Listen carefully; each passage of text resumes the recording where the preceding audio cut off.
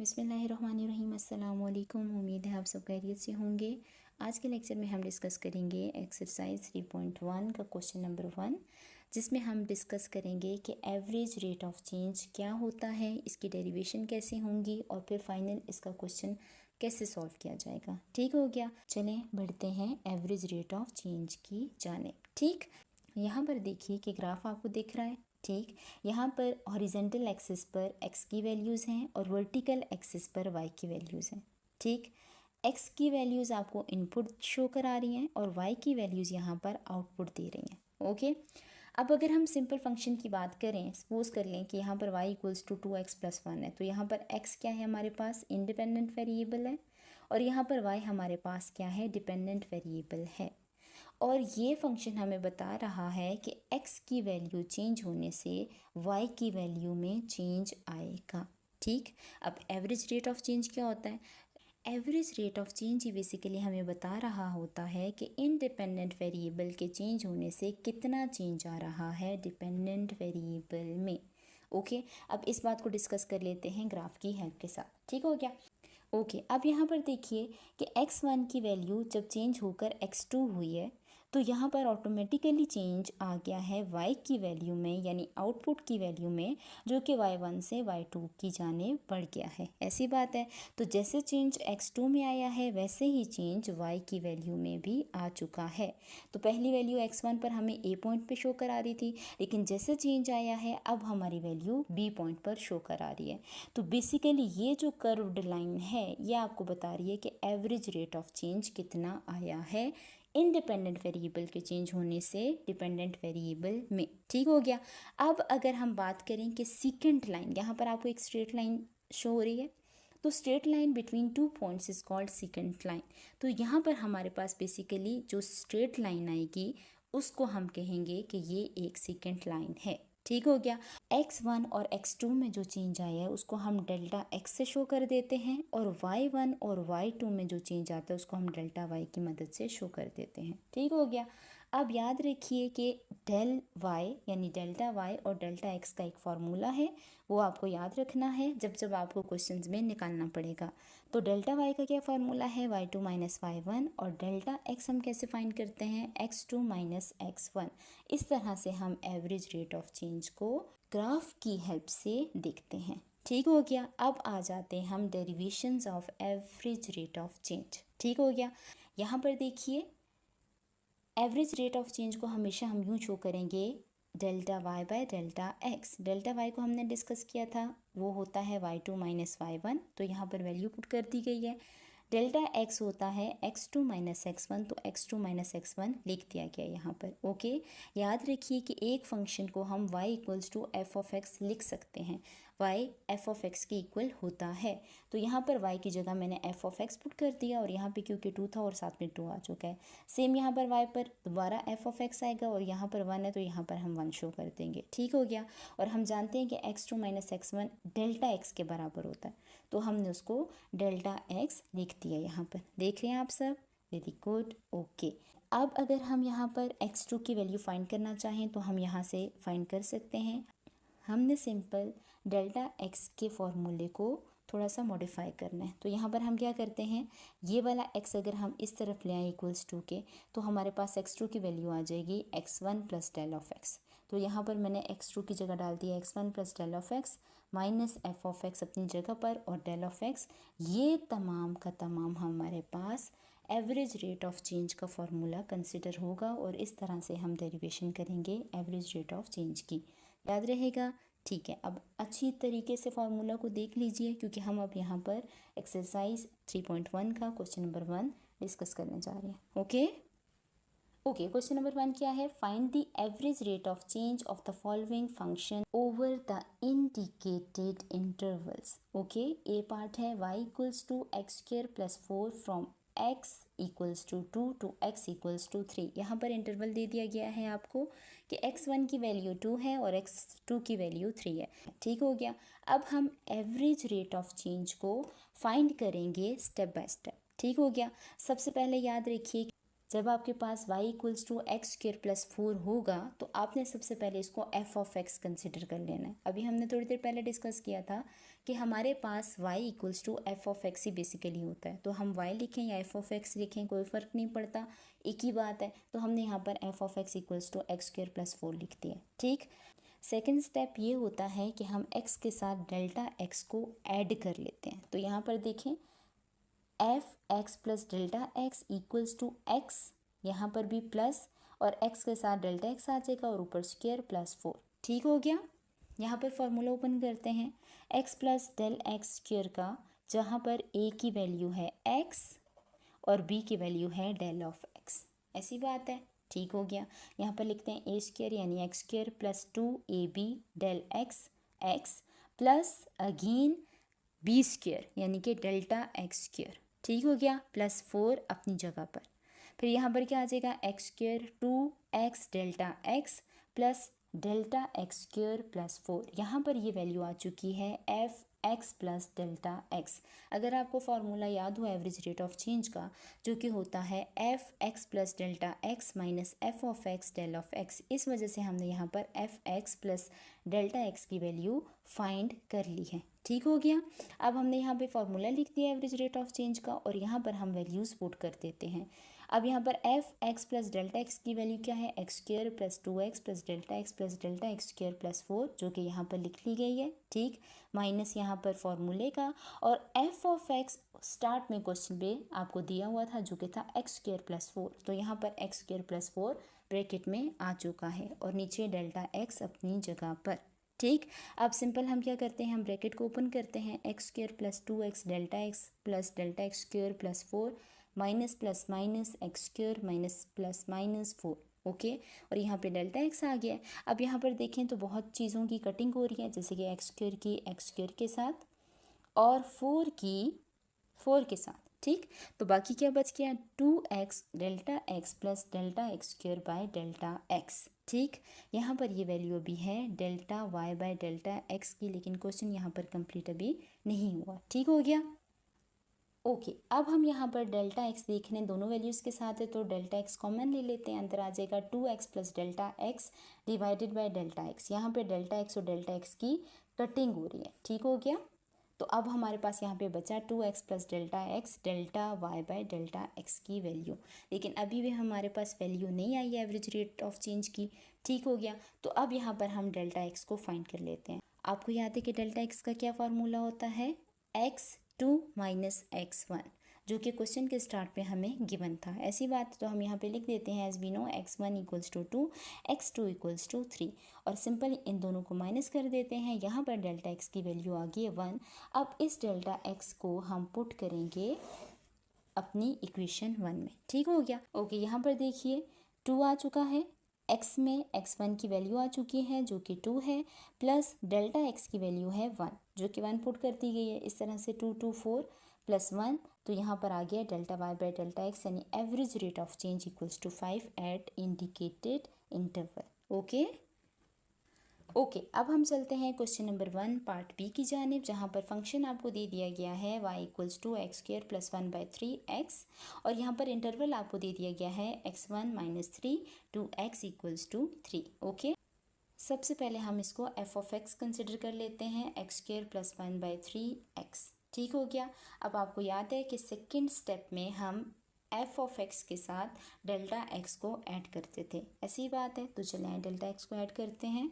यहाँ पर देखिए डेल ऑफ एक्स इधर भी ऐड हो गया है, यहाँ पर एक्स स्क्वायर था तो x प्लस डेल्टा एक्स और होल स्क्वायर हो जाएगा, प्लस 1 बाई 3, जहाँ जहाँ पर x आ रहा है वहाँ पर आपने x प्लस डेल्टा एक्स लिखना है, तो यहाँ पर भी आ जाएगा x प्लस डेल्टा एक्स। अब यहाँ पर a प्लस बी स्क्वायर का फॉर्मूला ओपन हो रहा है, ए स्क्वायर प्लस 2ab, यहाँ पर a x है b डेल्टा x है, प्लस बी स्क्वायर यानी delta x square plus 1 by 3 x plus delta x को हमने ओपन करके लिख दिया। यहाँ पर x प्लस डेल्टा एक्स जब 1 से मल्टीप्लाई हुआ है तो यहाँ पर x plus delta x by 3 आ चुका है। ठीक हो गया। ओके, मल्टीप्लाई करने के बाद हम क्या करेंगे, अब हम थर्ड स्टेप पर एवरेज रेट ऑफ चेंज का फार्मूला लिखेंगे। तो वो क्या था, delta y by delta x equals to f bracket x plus delta x minus f of x divided by delta x। ठीक हो गया। अब यहाँ पर f x plus delta x की वैल्यू पुट करते हैं जो कि हमने यहाँ पे फाइंड की थी। तो देख रहे हैं आप यहाँ पर ये पूरी वैल्यू आ चुकी है।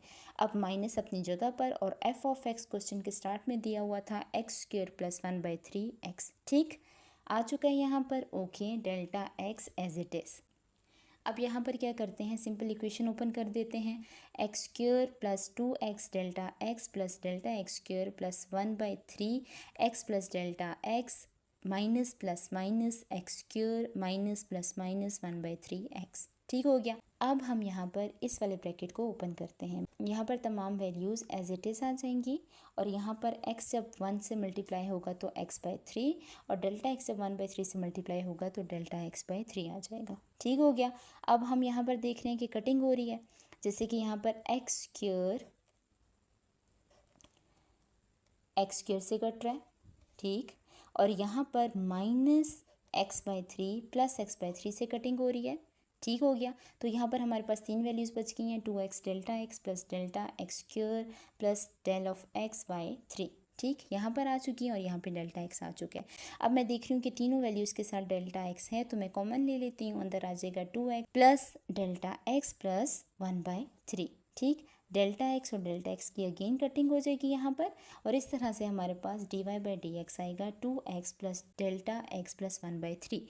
अब हम सिंपल क्या करेंगे, हम डेल्टा एक्स की वैल्यू फाइंड करेंगे और उसका फॉर्मूला क्या होता है x2 - x1 और दोबारा इक्वेशन में पुट करेंगे तो हमारे पास एवरेज रेट ऑफ चेंज आ जाएगा। ओके, यहाँ पर देखिए x1 की वैल्यू थी -3, x2 की वैल्यू थी 3, अगेन डेल्टा एक्स की फॉर्मूले में पुट कर दी गई हैं तो यहाँ पर मेरे पास आंसर आ चुका है 6, ठीक हो गया। अब मैं क्या करती हूँ, इसको अपनी इक्वेशन में पुट करती हूँ ताकि मेरे पास एवरेज रेट ऑफ चेंज की वैल्यू आ जाए। तो यहाँ पर 2 एज इट इज़, एक्स की जगह हमने x1 डाला जिसकी वैल्यू थी -3, ओके। फिर आगे हमारे पास क्या आ जाता है, डेल्टा एक्स की वैल्यू जो कि है 6 और प्लस 1/3 एज इट इज़। अब यहाँ पर plus minus minus 2 3 6 plus 6 plus 1/3, यहाँ पर 6 और 6 की कटिंग हो रही है, 1/3 आंसर है हमारे पास एवरेज रेट ऑफ चेंज, ठीक हो गया। मुझे उम्मीद है कि ये क्वेश्चन आपको अच्छे से समझ आ चुका होगा। ओके, अब हम चलते हैं क्वेश्चन नंबर 1 पार्ट सी की जानिब, जहाँ पर अब हमें फंक्शन s की फॉर्म में दे दिया गया है, ठीक है। s equals to 2t³ - 5t + 7, यहाँ पे इंडिपेंडेंट वेरिएबल है t और डिपेंडेंट वेरिएबल है s। इसका मतलब हुआ कि t के चेंज होने से s में चेंज आएगा, ओके। और यहाँ पर इंटरवल है t equals to 1 and t2 equals to 3, okay. Simple हम क्या करते हैं, सबसे पहला स्टेप तो ये होता है कि हम अपने फंक्शन को s एंड t की फॉर्म में शो कर देंगे, ठीक हो गया। उसके बाद t में जैसे हम वहाँ पर x में डेल्टा x ऐड करते थे तो अब यहाँ पर t में डेल्टा t ऐड करेंगे, बाकी कोई फ़र्क नहीं है, ठीक हो गया। तो यहाँ पे आ गया s equals to t plus delta t, जहाँ जहाँ पर t है वहाँ पर t प्लस डेल्टा t लिखेंगे, ओके। तो यहाँ पर t³ है, यहाँ पर आ गया t प्लस डेल्टा t का क्यूब -5, अगेन t है तो t प्लस डेल्टा t और प्लस 7, ओके। यहाँ पर क्यूब का फार्मूला ओपन हो रहा है, ठीक।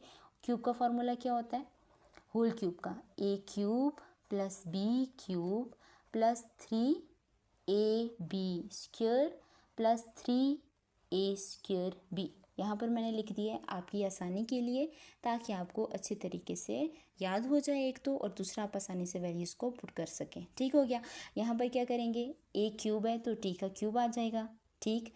फिर b³ है तो डेल्टा t³ आ जाएगा, ठीक, प्लस 3 a की वैल्यू थी t, b² यानी delta t² plus again plus 3 a² यानी t² और b की जगह डेल्टा t।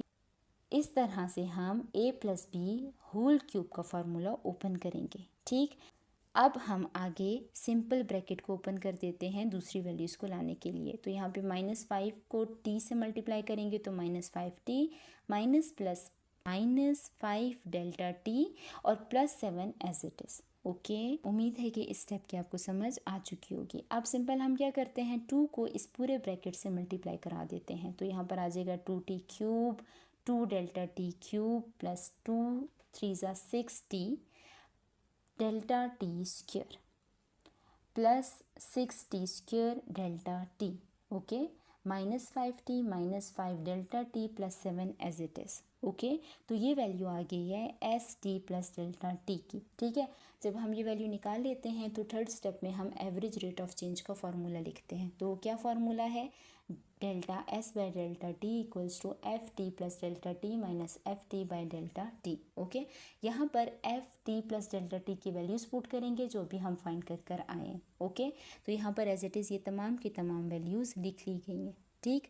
अब माइनस अपना फार्मूले का, और यहाँ पर एफ ऑफ टी जो स्टार्ट में क्वेश्चन में इक्वेशन दी गई थी, आप उसको यहाँ पर लिख लेंगे एफ ऑफ टी, ओके, ठीक है। और नीचे आ जाएगा डेल्टा टी। अब हम क्या करते हैं, हम सिंपल ये वाला ब्रैकेट ओपन करते हैं, बाकी कोई मसले वाली बात नहीं है, ठीक हो गया। अब यहाँ पर 2t as it is, 2 delta t cube as it is, 6t delta t square, 6t square delta t minus 5t minus 5 delta t plus 7 minus plus minus 2t cube minus minus plus 5t minus plus minus 7, okay. उम्मीद है आपको अच्छी तरह से समझ आ चुकी होगी, ठीक हो गया। अब यहाँ पर कुछ चीज़ें कटिंग हो रही हैं, उनको कटिंग करते हैं और जो बाकी बच जाएंगी उसको हम नीचे लेकर चले जाएंगे, ठीक है। यहाँ पर देखें 7 और 7 की कटिंग हो गई, ठीक हो गया। और 2t क्यूब 2t क्यूब की कटिंग होगी, और 5t की कटिंग हो गया, ठीक है। तो यहाँ पर आ गया 2 delta t cube plus 6t delta t square plus 6t square delta t minus 5 delta T by delta t, okay. अब यहाँ पर देखें हर एक वैल्यू के साथ डेल्टा टी है तो कॉमन ले लेते हैं, अंदर बच जाएगा 2 delta t square plus 6t delta t plus 6t minus 5, okay. Delta T यहाँ पर आ चुका है। अब डेल्टा टी और डेल्टा टी की कटिंग हो जाएगी और आपके पास ये इक्वेशन बाकी रह जाएगी। अब सिंपल हम डेल्टा टी की वैल्यू फाइंड करते हैं और उसके बाद इस इक्वेशन में पुट करेंगे तो हमारे पास एवरेज रेट ऑफ चेंज आ जाएगा, ठीक, ओके। अब आपको पता है कि हम डेल्टा टी कैसे फाइंड करेंगे, हमारे पास क्या फार्मूला होता है डेल्टा टी फाइंड करने का, T2 माइनस T1। तो T2 की वैल्यू यहाँ पर 3 है और यहाँ पे T1 की वैल्यू 1 है, 3 माइनस 1 2, ये आ गई है डेल्टा टी की वैल्यू जिसको हम इस इक्वेशन में पुट करेंगे। तो 2 डेल्टा टी की जगह आ जाएगा 2 और ऊपर square plus 6t as it is, delta t की जगह again 2 plus 6t square as it is minus 5। अब हमें यहाँ पर पता है कि हमारे पास t की वैल्यू भी मौजूद है, T1 जो कि क्वेश्चन में गिवन है, उसको भी पुट कर लेते हैं। तो यहाँ पर देखिए आ जाएगा, यहाँ पर t था तो 1, यहाँ पे t स्क्वायर था तो 1 स्क्वायर, बाकी 2 4 ज़ा 8, 6 2 ज़ा 12, 6 1 ज़ा 6 और यहाँ पे माइनस 5। इन तमाम वैल्यूज़ को सॉल्व करेंगे तो 21 आ जाएगा आपके पास एवरेज रेट ऑफ चेंज की वैल्यू। यहाँ पर हमारे पास पार्ट सी कंप्लीट हो चुका है क्वेश्चन नंबर 1 का, ओके। अब अगर हम बात करें क्वेश्चन नंबर 1 के लास्ट पार्ट डी की, जो कि है एक्सरसाइज 3.1 का, इसमें देखिए तो आपको यहाँ पर फंक्शन दे दिया गया है h equals to under root 2t plus 4, जबकि आपके पास इंटरवल है t1 equals to 8 to t equals to 8.5। याद रखिए ये t1 की वैल्यू है और ये t2 की वैल्यू है, ओके। और ये किस लिए यूज़ होगी, हम जब डेल्टा t निकालेंगे तो उसके लिए हम करेंगे t2 माइनस t1, ओके, याद रहेगा, ओके।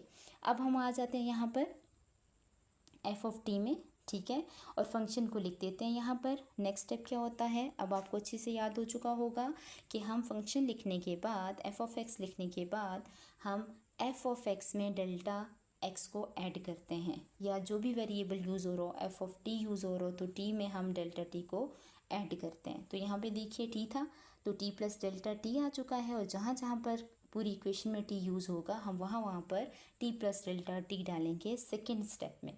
तो यहाँ पे देखें 2t plus delta t plus 4 as it is.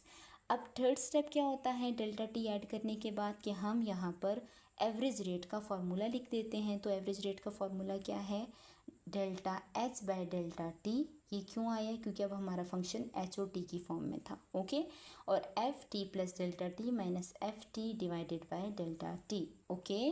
अब सिंपल हम क्या करते हैं, वैल्यूज पुट कर लेते हैं और फिर हम क्वेश्चन को सॉल्व करते हैं, ओके। यहाँ पर देखिए कि F t plus delta T में जो अभी हमने वैल्यू फाइंड की थी पुट कर दी गई है माइनस एज इट इज़, और एफ ऑफ टी में इक्वेशन क्वेश्चन की लिख दी गई है, ठीक हो गया, delta t as it is. अब यहाँ पर देखिए कि अगर मैं ये वाला ब्रैकेट खोलूँ तो ये +4 और ये -4 कटिंग होगी, तो अगेन मैंने ये वाला एज इट इज़ लिखा +4, ठीक, minus plus minus √2t minus plus -4। अब यहाँ पर जैसे कि मैंने कहा था कटिंग हो रही थी तो हम कटिंग कर देंगे, ठीक हो गया। तो यहाँ पर आ जाएगा √2t + ΔT - 2t/ΔT। अब सिंपल अगर हम ΔT की वैल्यू को फाइंड कर लें और इक्वेशन में डाल दें तो हमारे पास एवरेज रेट ऑफ चेंज आ जाएगा। तो ΔT का क्या फॉर्मूला है, T2 - T1, ठीक। और T2 की वैल्यू है 8.5, T1 की वैल्यू है 8.5 में से 8 को माइनस करेंगे 0.5 आ जाएगी ΔT की वैल्यू, जिसको हम यहाँ पर पुट कर देंगे, ठीक हो गया। अब यहाँ पर देखिए 2 अपनी जगह पर, T पर आ चुका है 8 क्योंकि T1 की वैल्यू यहाँ पे पुट करनी है।